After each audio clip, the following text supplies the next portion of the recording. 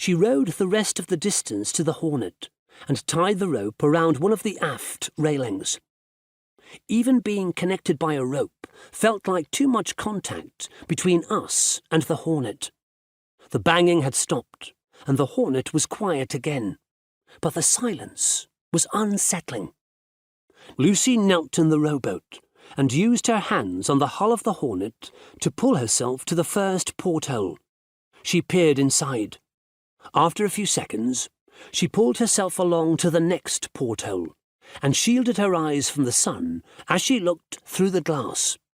The Hornet had 4 portholes on this side, and after Lucy had inspected the interior of the boat through each one, she rowed around the other side to check there. I waited until she reappeared around the stern. "Nothing," she shouted. "Should I climb aboard and have a look?"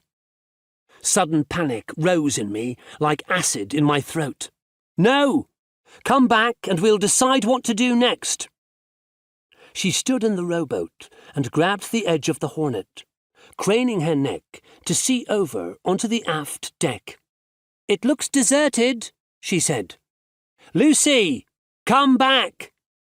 If she went on board, I was going to have to jump in and swim over there. I couldn't let her go onto the Hornet by herself. It might look empty from the windows, but that meant nothing. She reached up as if she was going to pull herself up onto the deck. "Lucy, you promised!" She stopped and looked over at me, hesitated, sat back down in the rowboat and made her way back to the Big Easy. I breathed a sigh of relief, but I knew this wasn't going to be as simple as untying the Hornet and letting her float away. Lucy's curiosity had gotten the better of her, and she wanted to investigate. I felt like cutting the rope now and watching the Hornet disappear into the distance. That would be that. But that would just delay the inevitable. At some point, we were going to have to raid the mainland for food, and then we would have to deal with zombies. Maybe facing 1 or 2 on a boat was a good way to get us ready for that confrontation when it came. The world was full of monsters now, and there was no way we could avoid them forever. Lucy shouted to me from the aft deck.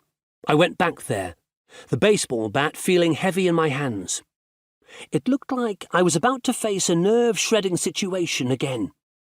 I would have thought that after playing hundreds of video games involving sneaking around and trying to avoid enemies, I would be prepared for this kind of thing. But my games had only prepared my nervous system so far. Just the thought of going below deck on the Hornet made my palms feel sweaty and my hands tremble. I climbed into the rowboat and took the oars from Lucy. As I rowed towards the Hornet, I couldn't shake the feeling that something really bad was about to happen.